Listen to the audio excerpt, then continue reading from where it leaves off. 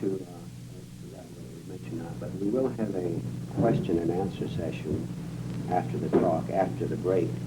So if you do have things on your mind that have not been answered in the talk, by all means bring them up at that time. And I would like, quite frankly, to make it a very lively question and answer session, an open discussion. This is how we learn. See, perhaps, maybe for many, many years, you've had questions on your mind, and maybe you haven't not only formulated them in your mind clearly, but you didn't know who to ask. This is the place to bring them out, and we're going to discuss all these things that perhaps we have not had the opportunity to discuss before. And maybe even some of you, I don't know, have not heard the sound of your own voice in public. This would be a good opportunity to do that too.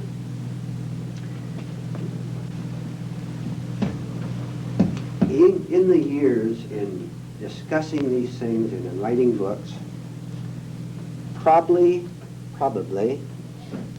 the single greatest error that people make in studying these things is the idea that they are not practical for daily living.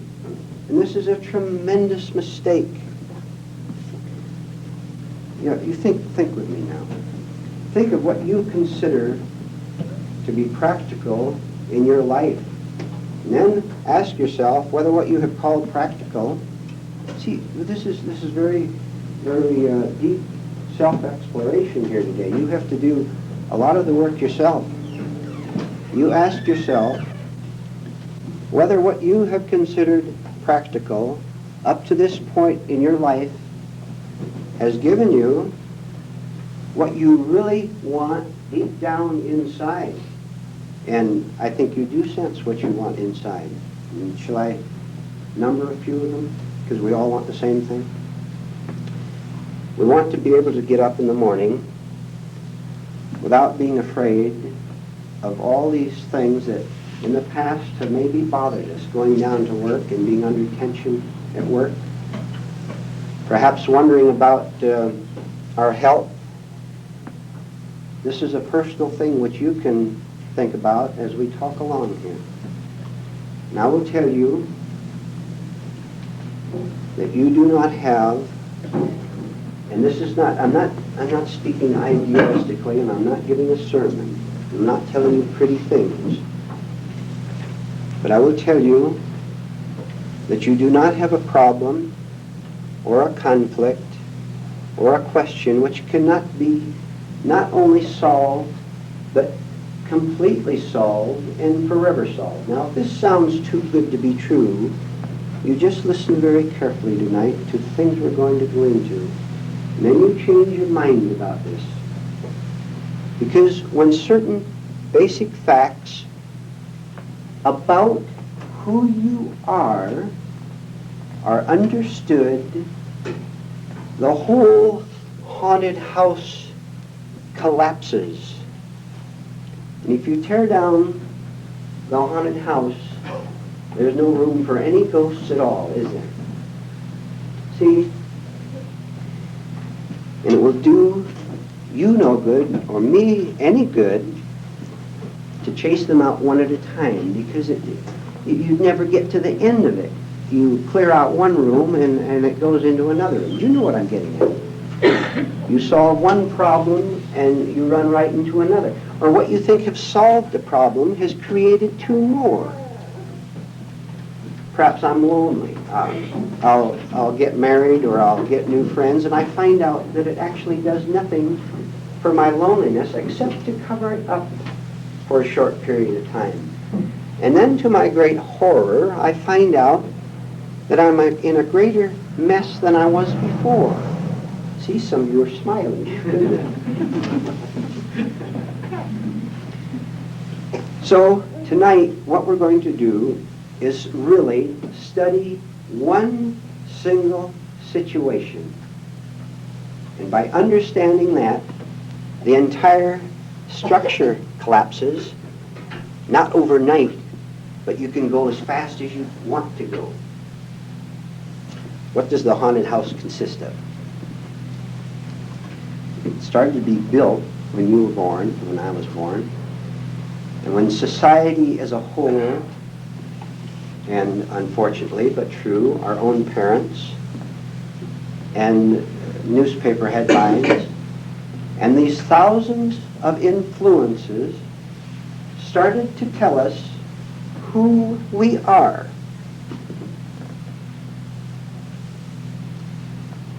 By the time you were 6 months old, you already had about 50 labels. And when you put a label of peaches on a can, you expect to find peaches in there. So when we put a label on ourselves, the label that I must be popular with the crowd. This is the label that society gives you, who ought to be popular. Now you're in trouble. Because we start trading ourselves with other people in an effort to gain an affirmation of a mere label. And there is no way on earth you can confirm an illusion. Now, please, if this sounds negative, it is not negative. This is true positive thinking, because we're exploring where the problem is. If you understand the problem, that is the solution also. If I see I have a headache, and if I take an aspirin for headache, but if I see I have a headache and I know what to do about it, I get out of the sun or take an aspirin or whatever I do. But if I deceive myself about my headache, I never know what to do. I may do a lot of foolish things. When I begin to see that what I have called myself is not myself at all, but something which is driving me, which is compelling me, already I'm getting smart. Already I'm beginning to detach this terrible label. There are thousands of them. You have to look into yourself and find your own. And I will give you a little reversal technique here. Instead of believing something, stop believing something. Stop believing that you have to chase a single thing in life. That is a fact. You know what happens whenever you start to do something as drastic as this? It gives you a great shock. And this is a very healthy shock. Because if I'm running down the street 20 miles an hour, if I can run that fast, which I doubt, and I suddenly decide I want to go in the opposite direction, I'm going to screech to a halt and jolt myself. But I have stopped running in that direction and made a reversal. If, as your minister mentioned, you can start the process of self-observation daily, right now as you're sitting here. I'll give you a few examples to be conscious of, to observe yourself. Be aware of your physical position. Be aware of whether your jaw might be a little bit clenched, and if so, drop it a little bit. Relax your hands. Be aware of the expression on your face. This is just the very beginning. There's a long ways to go. I wonder if you, up to this point in the evening, have become aware of your reactions to what you have been hearing tonight. Because this is of tremendous importance. Because the things you have learned up till now, if they have been responding mechanically to what you have been hearing, then you haven't been hearing at all. Because these mechanical thoughts are standing in the way of it. So an intelligent mind is not a mind that is a blank mind, but it is a mind that is very alert and very receptive and resists nothing, but also does not accept anything. Because if you're simply going to accept something because it confirms what you already believe, then this is nothing new. And we're here tonight.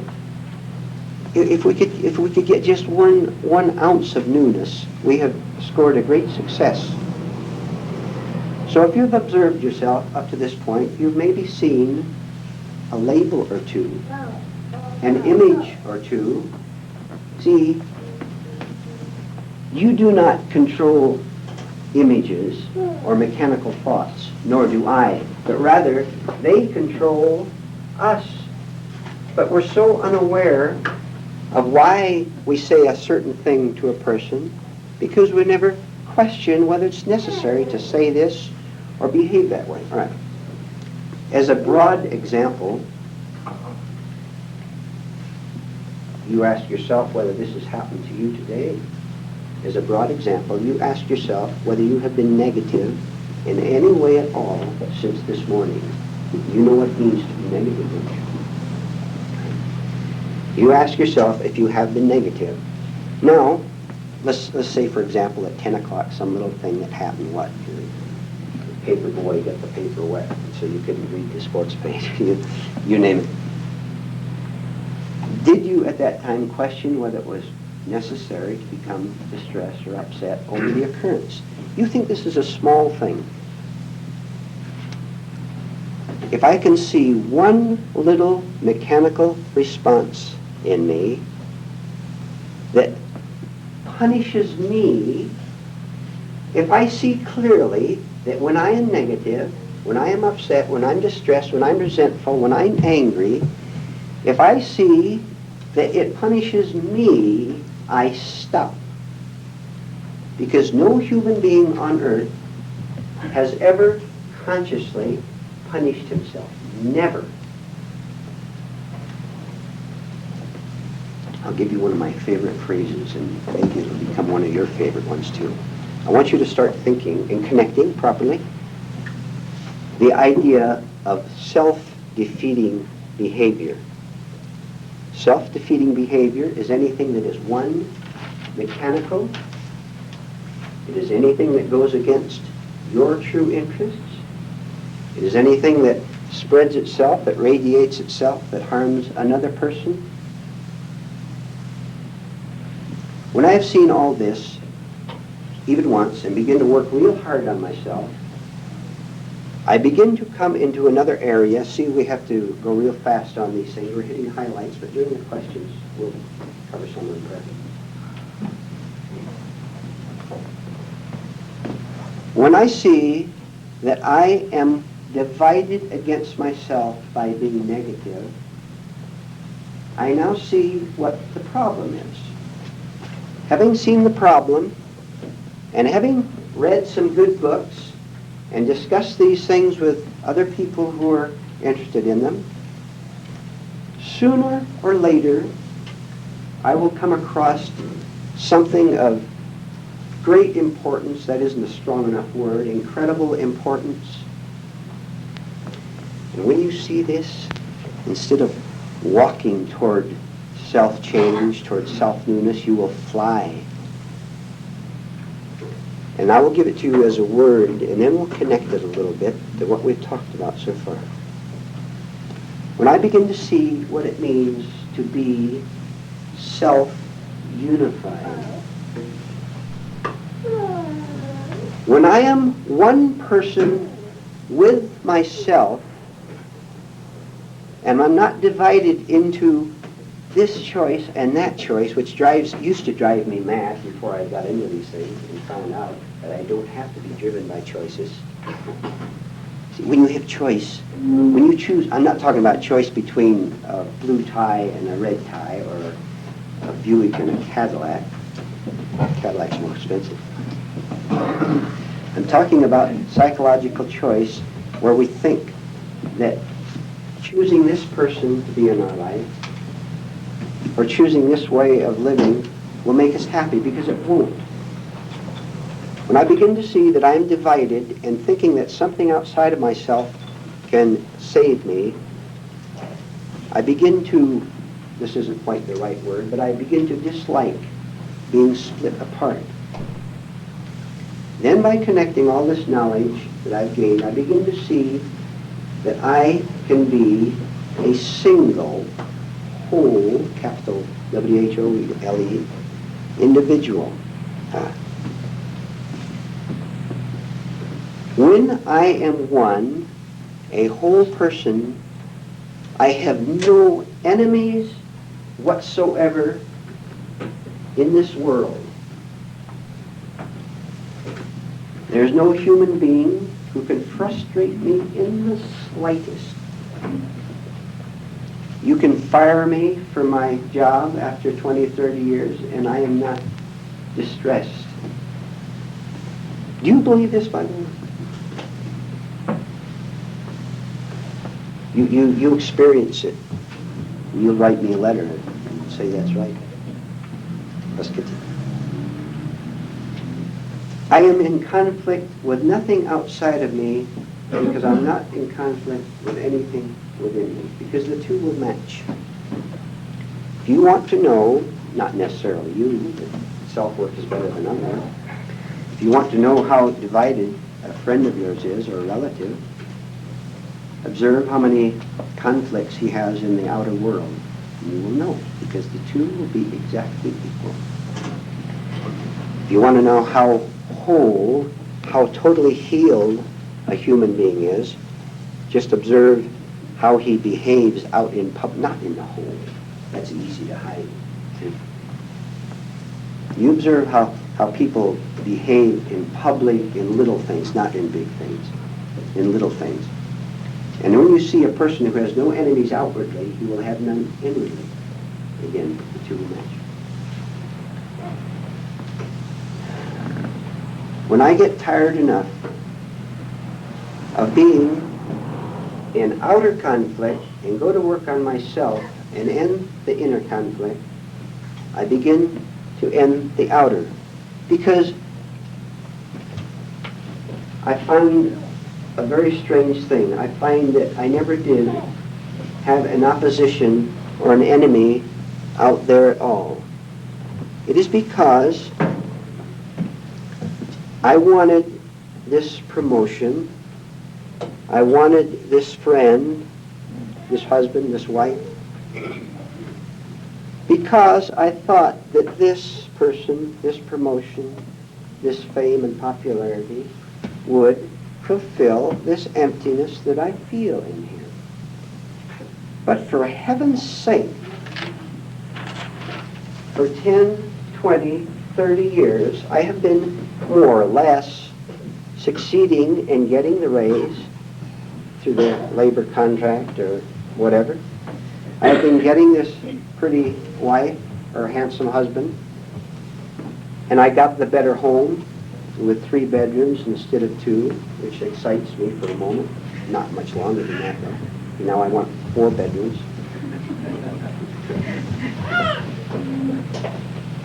I get to the point where I say, for heaven's sakes, what is wrong?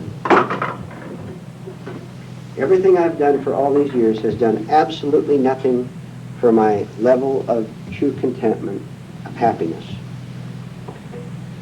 This ounce of insight is the most beautiful, powerful, exciting thing that could ever happen to a human being. But he has to get to this point. See, if you've got it made in the exterior world, if I have it made, we have no motive for finding ourselves. Why should we? We've got it made. No problem. At the same time, we'll be frightened because we do not even realize that we haven't found ourselves. This is why every time I have a crisis, I have a suffering, I have a severe problem, I don't care what it is. Don't make exceptions. If you make exceptions, you lose something valuable. Down at the office, what do you have? An irritable boss? Something at home? Every time I have one of these problems, I have an opportunity to find, and I'll get religious for a minute, the kingdom of heaven within. But I have to get to the point where I want it more than I want weeds which masquerade as flowers. The next time you have a conflict, a problem, a suffering, instead of covering it up, you look at it and say, this is a tremendous thing. It is. It's a tremendous thing that is happening to you, because it is trying to tell me that something is wrong. Now, if my automobile breaks down, I don't pretend that it's running right. If I know how to fix a car, I fix it myself. If I don't, I take it to a mechanic. But the last thing I do is deceive myself and say that the car is running well, because I know it isn't. I'd be very foolish to deceive myself. Unfortunately, human beings do not do this when it comes to a psychological breakdown, an emotional breakdown. But we cover it over with smiles, or with activities, or with alcohol, or whatever each individual turns to, or with daydreams, which wastes an awful lot of energy that could go into self-observation, by the way. When I am no longer afraid of seeing the state that I am actually in when I am all alone, and I look at it, and I put together all the ingredients which we had barely covered so far: self-observation, self-honesty, a wish for something entirely different. The pieces of the jigsaw puzzle start to fall into place. Now, I'll tell you, when this begins to happen, if you reach this point, when you reach this point, you will feel something entirely different than you have ever felt before. And it will be so vague, you won't even know what it is. I'm not being mystical, please. These are facts. You do this, and you'll come up and you'll smile at me, and we'll both know we're talking about the same thing. It will be something very strange at the start, because it is something entirely new for the first time. This means that we have willingly dropped our old concepts, our old viewpoints, and left just that much room for something new. And when you leave it empty, it will be filled, and it will astonish you. This is the beginning of what all the great avatars, Christ included, this is what they were talking about when they spoke about the new birth. You must be born again. And remember, he said, unless a grain of corn fall into the ground and die, it can't grow and bear fruit. Do you see how this connects with what we've been talking about? I see the state I am in, and I'm not ashamed of it, because this is a wrong move to be ashamed. When I am ashamed of the fact that I have evil thoughts, I have already made a great blunder, because this is very difficult and you have to follow. When I am ashamed of anything I do or say, I have merely created another mechanical movement, and I will repeat the very same thing or something similar to it, and this is my circle all day long. If I can see how foolish I have been, either 5 minutes ago or 50 years ago, see it as a fact, and not fall into guilt and shame over it, but simply understand that this was a mechanical working of not me, which I had formerly taken as me, I can begin to die daily to it. But people, do you know that people like their shames and their guilts? They won't give them up. They like their sufferings. They like their pains. Because when I am in pain, and I go to your house, psychological pain, mental pain, emotional pain, and I go to your house, I can talk for a half hour to you about it and be the center of attention.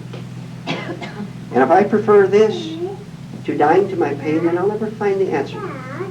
If I get to the tired point where I don't want to suffer anymore, I will soon find out that I don't have to suffer from anything whatsoever, anything, from my own egotism,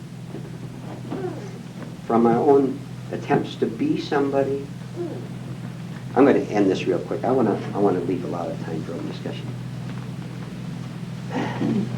When I am willing to be absolutely nobody at all socially, which does not mean I don't have friends, does not mean I don't meet with people to study these things. In fact, I increase it, I triple it. I get real eager, I get really excited.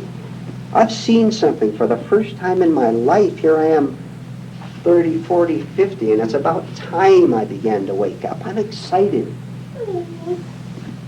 But when I'm willing to be absolutely nobody at all and not be necessarily the teacher or the writer, I'm beginning to get really intelligent. Now, you and I can come together in a group like this and exchange these things and help each other to grow. You're not going to, I tell you, and you know it, you're not going to find help in these things from out there because most people are not interested in them. You know that. You brought it up. I imagine most of you have brought it up to other people and found out. When I have died to myself, which is a very complex subject which we can't go into, but maybe you might like to ask questions, then I am completely empty, am I not? Then the truth, which is very eager, by the way, to rush in to fill this emptiness, will do so. And this is not, again, it's not even metaphysical, it's not esoteric, it is a fact. If you want to put the label on it, esoteric, fine, and we do need words. You experiment for yourself in these things. See, I can't prove this to you. I know it's true. May I say that? I know it is. And you will know it from yourself. You can't know it from me, and you can't know it from your wife or from your husband. When you know it from yourself, when you know this from yourself, if no one else in the world knew it, and you're the only one who knew the truth, you would know it. No one could ever. How could they sway you from it? If I know the sun rises in the east, I know it. And you tell me it rises in the south, I don't believe you. I know. Do you want to take the break now? Well, Glover, and really, you said the truth is obvious or easily seen. Or my point is, most people would recognize truth they get in between the eye, and I could prove it. You know, for centuries, people believed the Earth was flat, and it was round, whether they liked it or not. I mean, there's so many things you could point at that people just couldn't recognize the truth. And I really doubt most people could. Oh, no, you would never ever hear me say that the truth is the easiest thing in the world to find. It is enormously difficult. This is why we're throwing everything we can into the work. The truth is the last thing any human being wants. Well, May I make that correction? How do you know you do it? Pardon? How do you know you've got it? If you will watch yourself very carefully, even now as you're sitting here, you will know whether you're sitting in self-unity or not, or whether there is agitation in you or not. You can look at yourself.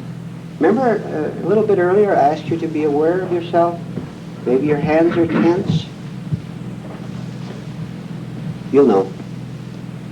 But I can't tell you. Yes, ma'am? Your statement of the truth was enormously difficult to find. I don't go along with that. Okay. Because some of the people in this group here tonight have been working on meditation, and we find the truth is not difficult to find. Shall we go into a short discussion on it? Ye shall know the truth, and the truth shall set you free. All right. This is a fact. Now, every one of you have just heard a fact. You have in your mind at this very second the fact that ye shall know the truth, and the truth shall set you free. Fine. Easy. No problem. Now let me ask each one of you a question. You answer it to yourself. Has the truth set you free? Yes, it does. Then you should be up here.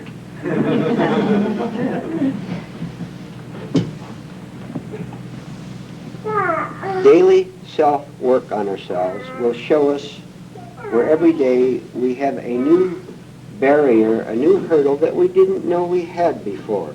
I don't know about you, but I never stop working. I'm working just as I'm talking to you now. I'm watching my reactions, for example, to your questions. I'm watching your attitudes. See, I'm working on myself. I have never come to the end of it, and I don't think anyone else can. Maybe if you're on the level of Christ, perhaps.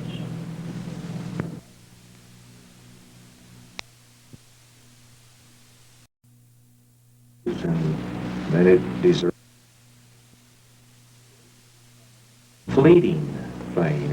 It comes in little pieces, and then it deserts us, or in some other segment or area of consciousness we are not aware of the truth, whereas in some other place we might be.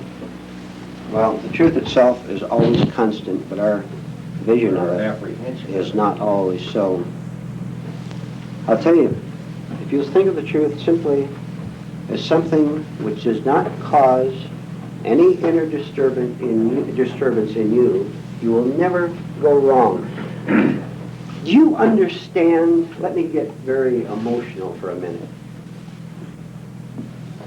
Do you understand what tremendous self-honesty this takes? Never say that you've found the final answer. If you do, you are sunk. This takes tremendous self-honesty. Don't you dare deceive yourself. You keep yourself wide open to the possibility that maybe you are living from an image of being free instead of being free, and you don't see the contradiction. This is not harsh. I'm not being harsh. See, the truth is the kindest thing on earth. But it says you must not deceive yourself, or you'll continue to suffer just as you have suffered all your life. The doctor says I have appendicitis. He is being kind to me. He's not being brutal to me. See? Yes? What is this truth that you speak about? Does it come in one part, two parts, or how many parts, or what is it? For many years I've heard it, and I've never had a good description of it yet. What is this truth you speak of? I live in truth, and you live in truth when you're not in opposition to anything that happens to you, which does not mean, as people will say, to let the world walk over you. When I see an enemy, what I call an enemy out there, it is because I think that I must gain something from the exterior world, and it has nothing to give me at all. If you say you believe in the New Testament, then you have to accept all these things that we're discussing tonight, because it says it far better than we could say it. The truth is within, the truth is the kingdom of heaven within. And as long as we are in conflict, then we cannot recognize it. When I know what a falsehood is, and I am willing to give up that falsehood, then I will know what the truth is. All right, if I know that I am in conflict, that is a form of the truth, a fact in itself. And it is a very healing fact.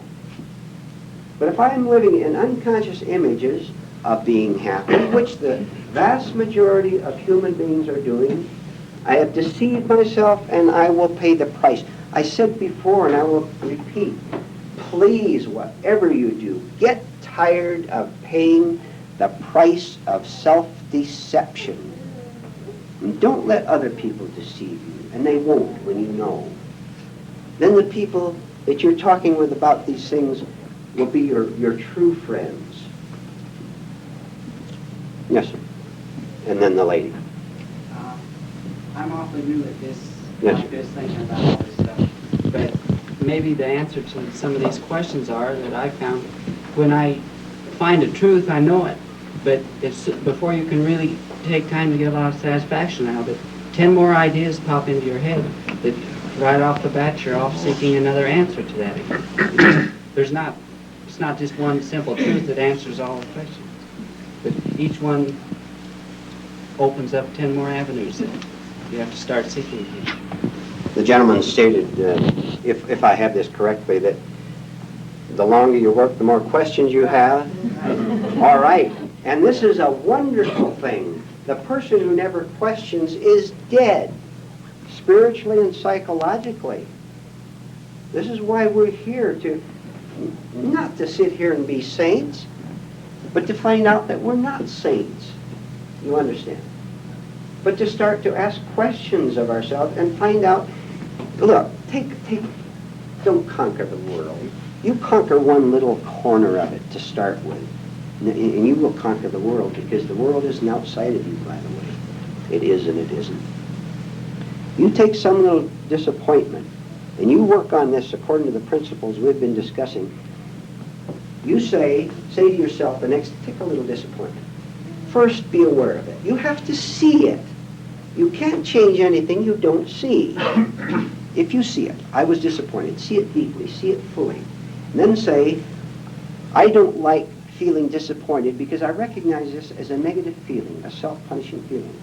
Now, the man at the top in the books I've been reading, and the minister of the church, says I don't have to be disappointed in anything.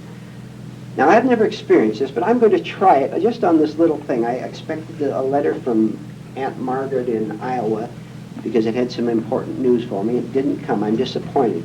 I expected this letter to fulfill me in some way. Well, they also said that it could not fulfill me, but because I'm not fulfilled in myself, I'm always looking for something outside to do it. This is my whole pattern of life. I'm going to simply drop my disappointment just to see what happens. You drop that disappointment just like that, just to see what happens. And you watch you watch the devil start fighting you when you do this, the devil being automatic negative reactions. Because they've had you so long, they're not going to let you go, or be. An illustration, then we'll go on to the lady here. A man asleep in a canoe, drifting down a river. He's lying down his canoe, sound asleep. The canoe is drifting toward a waterfall. This man has no problems at all. Nothing's going to disturb him. He's asleep. He's heading toward the waterfall, but he doesn't know it. He doesn't know, as example, make it practical, that tomorrow he's going to be knocked out of his beautiful dream life that he's living in by something that's going to happen to him. But he has no problem because he doesn't know that he's asleep. If you are drifting asleep in this canoe and I'm standing on the bank and I see you there and I don't want you to be destroyed, I'm a good citizen and I don't want to see you go over the waterfall, and I throw several rocks at the canoe to try to wake you up, I'm your friend, see? But if you look up and you don't see that waterfall, you're going to think that I'm very evil and throwing rocks at you. And right. You want to know, the most hostile people in the world are those who are told the truth they don't want. But if you will just listen just for a minute, and I say, sir, look ahead of you down there. The minute he sees that, he starts thanking me. And a very quick thank, because now he has to work like crazy. Here's the point. When you get into this, your work has just begun. You're going against attitudes and beliefs and illusions of 30, 40 years. But this is beautiful. This is really exciting. This is wonderful. You're not asleep anymore. The lady. This is in regard to how this connects to decisions. To simplify it, suppose you have a decision to make between a Cadillac and a Buick, and if you practice non-emotional involvement in it, how does I don't understand how you make the decision anymore then. All right, very good. The lady asks, if I may interpret it, how do you make decisions on the everyday level without getting emotionally involved in it? You know, when you have this thing that we're talking about, call it what you want, use any name you want. When you have this, you get so practical in everyday things. You want to save money? You just get onto this, and you won't waste money as most people do foolishly. Look, it's a simple thing. Through wanting a Cadillac instead of a Volkswagen because you think it'll impress the neighbor. He's not impressed. You don't spend money, you don't spend your energy, you don't spend your life trying to do the impossible, which is trying to, again, prove yourself. Because there's nothing to prove. You raise, this is getting awful practical. You raise your income 50% because you stop wasting your money on stupid things. That's right.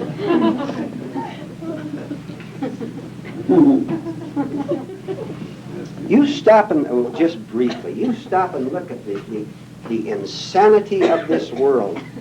What is the budget for military spending? $100 billion a year? Enough said. When you are one, you are a clear thinker. And a lot of people who are in your life will go out of your life too, because you're not going to sit over that coffee table every morning at 9 o'clock and let Mary Lou drain you with her neurotic chatter. And you don't drain her anymore because you're beginning to be sane yourself. And you stay home and you read a good book, yes. Or if you don't read a book, you know what you do? You work consciously around the house. While you're pushing the vacuum cleaner, do you push vacuum? You don't push vacuum cleaner. You'll haul them around. You're dusting the floor or whatever you're doing. You're watching yourself. You're working on yourself. You're studying yourself. There isn't another person within 10 miles that is doing this. They're pushing the vacuum cleaner resentfully because they want to be out swimming. You don't give 2 cents what you're doing because you have found something that is going to positively revolutionize your life. You're not going to Mary Lou's house anymore. You're going to save your energy. Sir, yes? I got a sneaker question. Has there ever been a dynamic society that didn't have a high military budget? I don't know. Do you know that? Well, I don't really see the connection with that and what we're talking about. People think that military work, it's interesting though, because it looks like it's wasteful on the surface. But I never seen any group of people that didn't have this wasteful effort. Well, of course you haven't, because mankind is mad.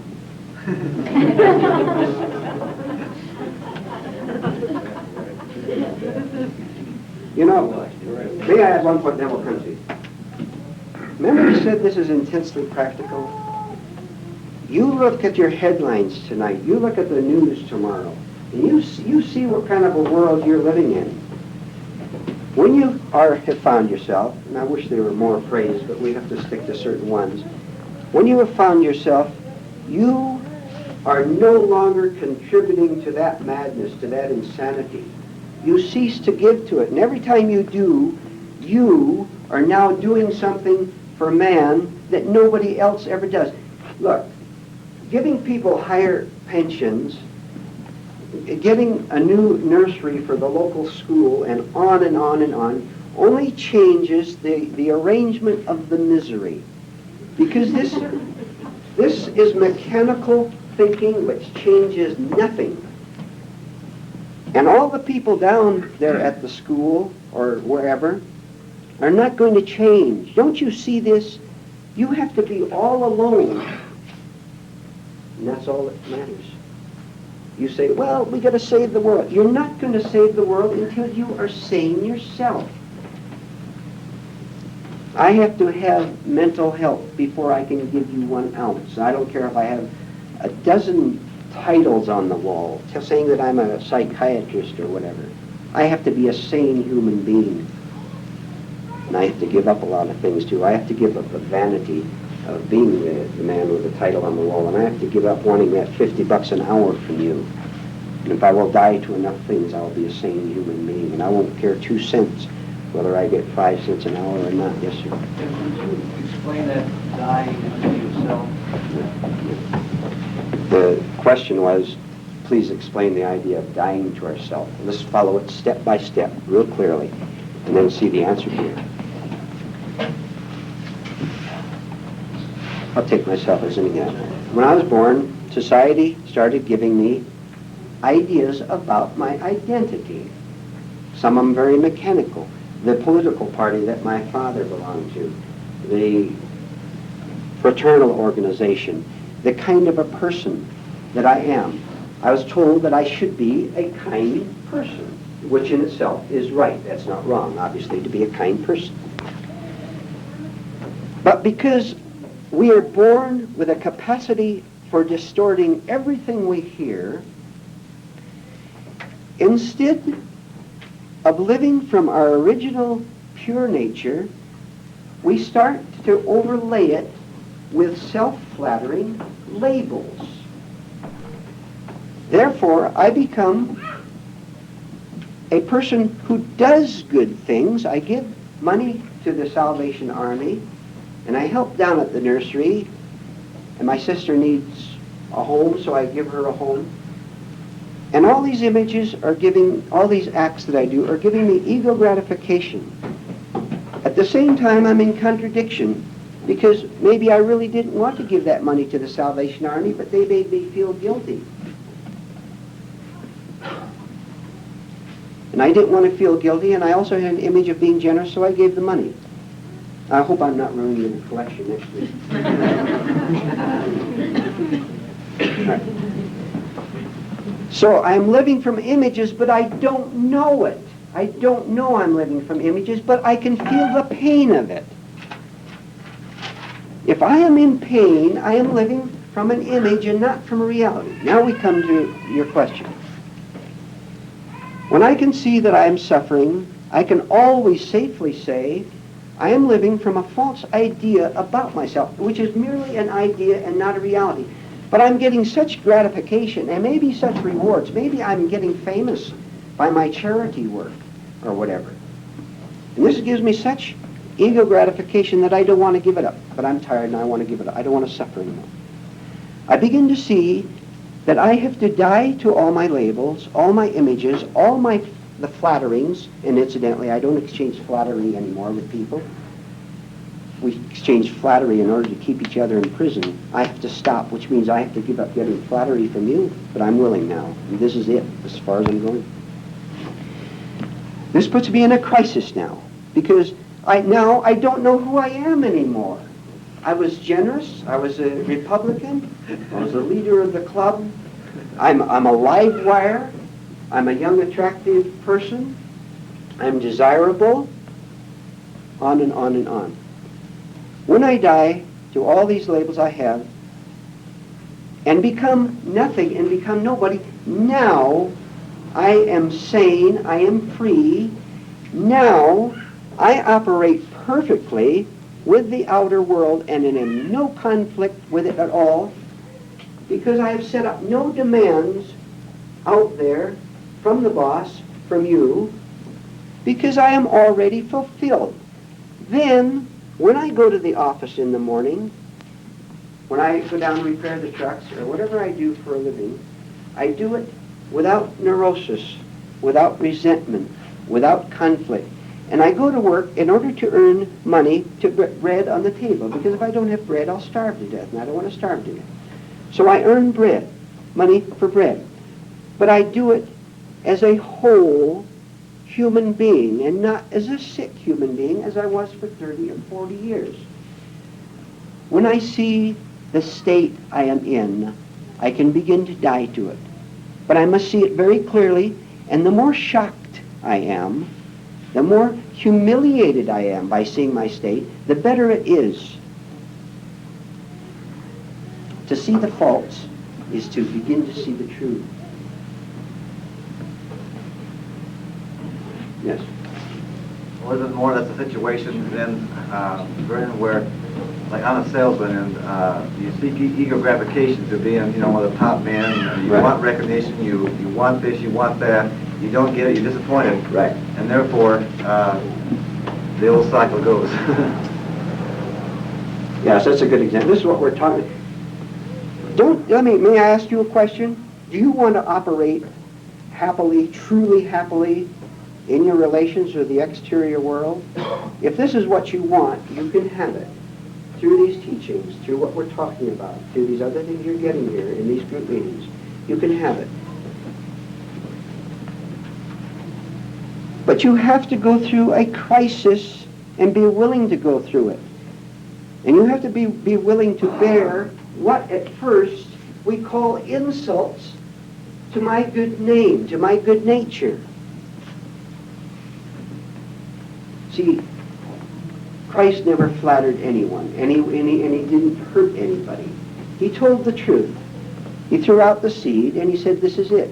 It's up to you whether you want it. This is in essence what he said. He took no responsibility for those who rejected it. That's up to you. It's up to me whether you want it or not. So the seed is being tossed out every time you have a meeting here tonight. And if you want it more than you love conflict, and let's cover that very, very briefly, most people, again, would not know how to live without agitation in their life. Because to be agitated gives you a false feeling of life, a false identity. I'm an angry person. Watch television, watch people. You can spot it, just as if they had a sign on themselves that says, I'm an angry young rebel. He is an idiot.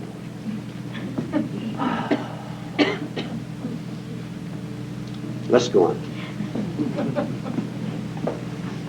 Would you go into that a little bit further? About idiots? Yeah. You were just talking about, I must have misunderstood something. I want you to repeat that, okay?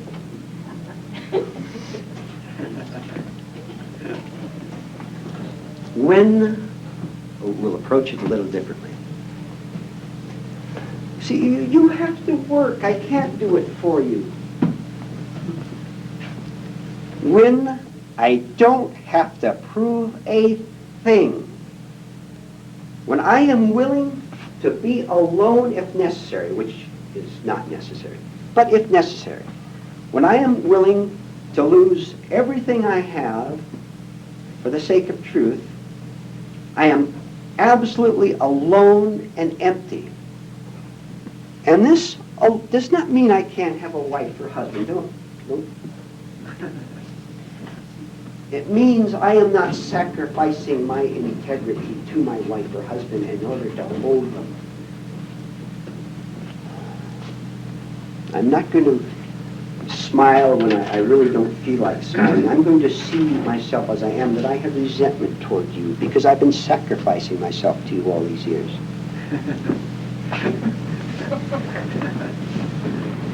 When I am absolutely empty, when I don't know who I am, and I no longer seek to find who I am a free human being.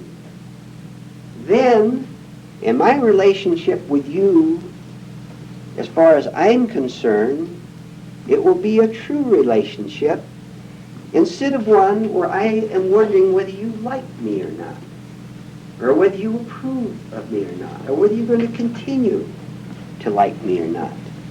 I am free. Do you see? Yes. You mean there's no place for positive lying?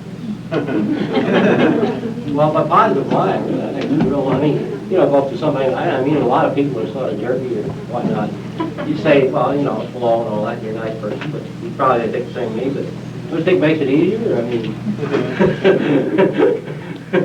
mean, you may not be thinking you're not. You've got maybe got them cataloged pretty good. And on the other hand, you don't want to turn on. I mean, you're not on trial. All right. Not under scrutiny, not on trial. Very good. You get unnervous. There is such a word. Shall we go on for 5 more minutes? 5 more, and then we'll stop. Yes, ma'am. Sir, aren't you saying that what we are trying to find is an inner truth and an inner satisfaction? As simple as that. As simple as that. If I see I'm dissatisfied first, now I'm on the right track toward finding that satisfaction.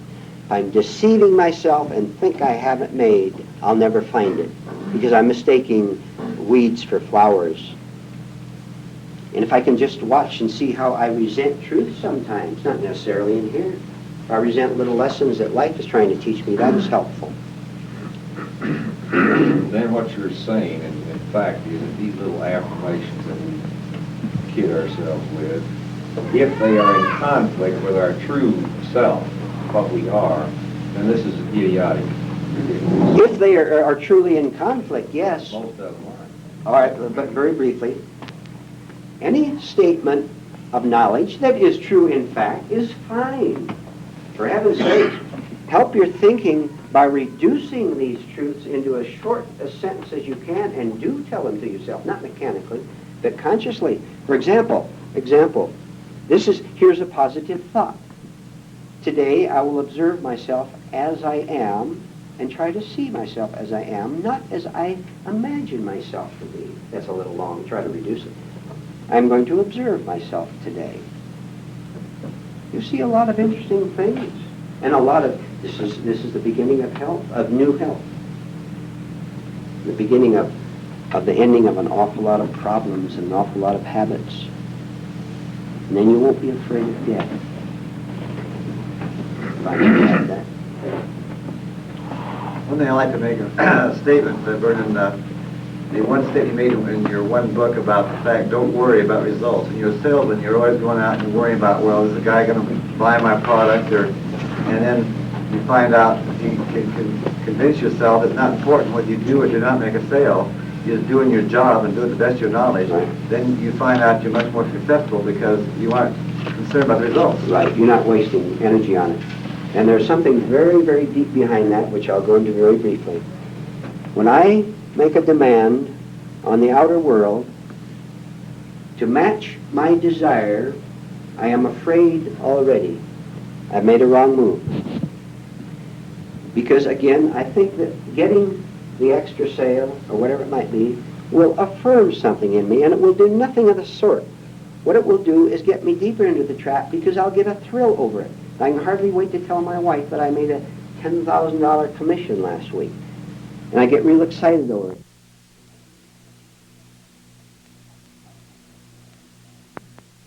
I'll give you something to think about. You think about this, and you'll see. I'm saying this as an illustration, an example. If you're trying to catch a bus, you're running down the street trying to catch a bus. You can't catch the bus, and you never catch it.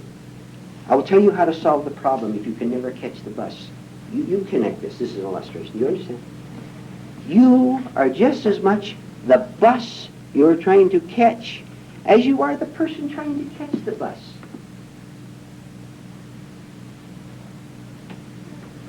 There is no opposite to you in the entire world.